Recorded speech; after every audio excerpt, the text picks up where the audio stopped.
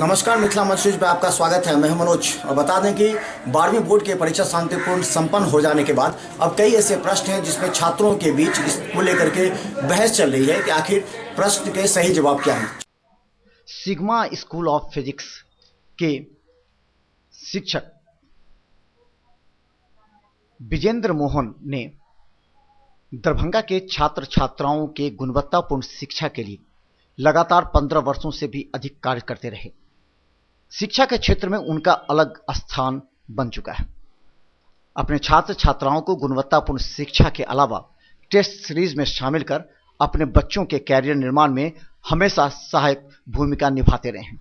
इस वजह से हजारों छात्र छात्राओं का विश्वास विजेंद्र मोहन पर है।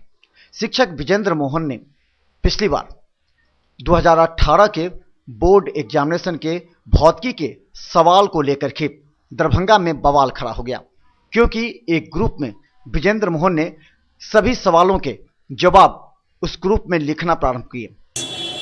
कई वर्षों से दरभंगा में 100% रिजल्ट देती है 12 के एग्जामिनेशन में, साथ ही साथ कॉम्पिटिटिव एग्जामिनेशन में।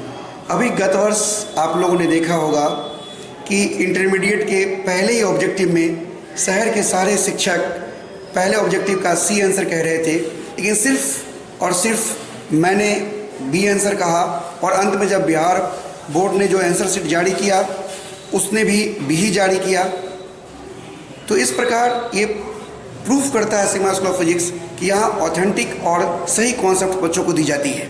धन्यवाद। लेकिन इस प्रश्न के जवाब ने इतना तहलका मचा दिया कि भौतिकी के डॉक्टर परवेज अहमद सीधा यूके दास भौतिकी के वरीय अनुभवी शिक्षक के पास पहुंचकर उन्होंने पिछले दिनों यूके दास के एक ऑडियो रिकॉर्ड को वीडियो में बनाकर यह कहलवाने का प्रयास किया कि विजेंद्र मोहन ने जो सवाल के जवाब दिए वो किस प्रकार गलत हैं। हालांकि डॉक्टर यूके दास ने यह भी कहा कि सवाल का जवाब बी होगा, लेकिन कंफ्यूजन की वजह से सी भी बोला गया और इसी को मुद्दा बनाकर डॉक्टर परवेज अहमद ने उस ग्रुप में उसको डाला। लेकिन बाद में यह सर्वसम्मति और बिहार बोर्ड के जब क्वेश्चन के जवाब आए तो उसमें बी ही माना गया। देखिए यूके दास वरीय अनुभवी शिक्षक ने क्या कहा, उनसे क्या कहलवाने का प्रयास किया गया। क्या यही है गुणवत्तापूर्ण शिक्षा? फर्स्ट सवाल के आंसर का जो है इसमें तो सबसे पहली बात कि सिग्मा डिफाइंड नहीं है इस सवाल में, राइट। तो सिग्मा को हम यदि एक साइड में मानते, कंडक्टिंग सीट है यदि तो एक साइड में और दूसरे तरफ भी सिग्मा होना चाहिए, तब इसका आंसर सिग्मा बाय एप्सिलॉन 0 हो जाएगा। और यदि ये फाइनाइट शीट है, लार्ज होते हुए फाइनाइट है, तो इसका चार्ज डबल हो जाएगा। यदि ये नॉन कंडक्टिंग शीट होता, sigma charge per unit area होता, तो इसका आंसर सिंगल लेयर के कारण सिग्मा बाय 2 एप्सिलॉन होगा। तो कंडक्टिंग और नॉन कंडक्टिंग में डिफरेंस हुआ कि नॉन कंडक्टिंग में सिग्मा चार्ज डेंसिटी के कारण चार्ज क्यू होगा, तो कंडक्टिंग में सिग्मा डेंसिटी के ही कारण चार्ज 2q होगा। और फिर इन दोनों केस में इसका आंसर सेम रह जाएगा, सिग्मा बाई 2 एप्सिलॉन 0। चूँकि इस सवाल में सिग्मा अनडिफाइंड है, इसलिए इसका दोनों आंसर इंटरप्रेट किया जा सकता है। यदि सिग्मा को हम दोनों लेयर में मानते हैं, सिग्मा इधर और सिग्मा इधर, तो आंसर हो जाएगा सिग्मा बाय एप्सिलॉन 0। और यदि सिग्मा को टोटल दोनों साइड को मिला करके मानते हैं तो इसका आंसर हो जाएगा सिग्मा बाय एप्सिलॉन 2 एप्सिलॉन 0।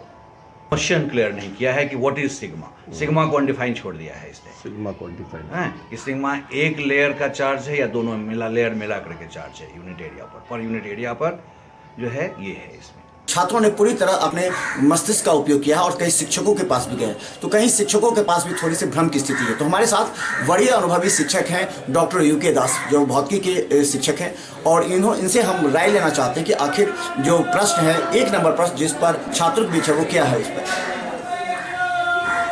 इस सवाल में थोड़ा कन्फ्यूज़न इसलिए है कि सवाल के उत्तर में जो सिंबल यूज़ किया गया है ना, उसको स्टैंडर्ड सिंबल मान लिया गया और इस सवाल में डिफाइन नहीं किया गया है।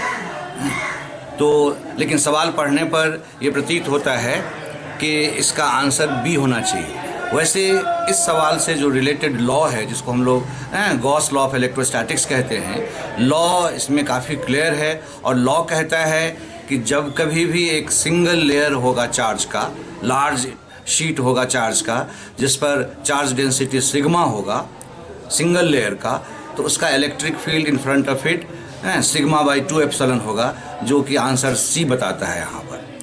तो सवाल यह है, क्या बिहार बोर्ड के द्वारा जो प्रश्न पूछे गए थे वो संदेहास्पद थे या फिर उसमें विरोधाभास था? जब शिक्षकों में इतना मतभेद हो सकता है तो छात्र तो आखिर छात्र ही हैं। हालांकि यूके दास ने यह स्पष्ट कह दिया कि इसके मोटे तौर पर जवाब सिर्फ बी ही होगा, लेकिन इसके विश्लेषण करने पर सी भी हो सकता है। लेकिन साथ ही ये भी सबको मालूम है कि कंडक्टर होने के कारण कंडक्टर के अंदर में चार्ज नहीं होता है, कंडक्टर में हमेशा चार्ज सरफेस पे होता है, और शीट का चूँकि दोनों सरफेस आइडेंटिकल है इसलिए चार्ज दोनों सरफेस पे बराबर बराबर होना चाहिए। तो यदि एक सरफेस पर सिग्मा चार्ज है तो दूसरे सरफेस पर भी सिग्मा चार्ज होगा, इसलिए 2 लेयर होने के कारण फील्ड भी डबल हो जाएगा और तब आंसर बनेगा बी। तो कन्फ्यूज़न यहाँ इसलिए हो रहा है कि सवाल में thin sheet of charge conductor कहा गया, तो थिन होने के कारण कुछ लोगों ने इसको सिंगल लेयर मान लिया चार्ज का और इसलिए आंसर सी दिया। लेकिन चूँकि ये कंडक्टर है और कितना भी थिन क्यों ना हो, इसमें हमेशा 2 लेयर होगा चार्ज का, और इसलिए इसका सही आंसर बी होना चाहिए। क्वेश्चन सेटर पर डिपेंड कर रहा है कि उन्होंने सिग्मा को किस तरह से किस लिए ध्यान में रखा है।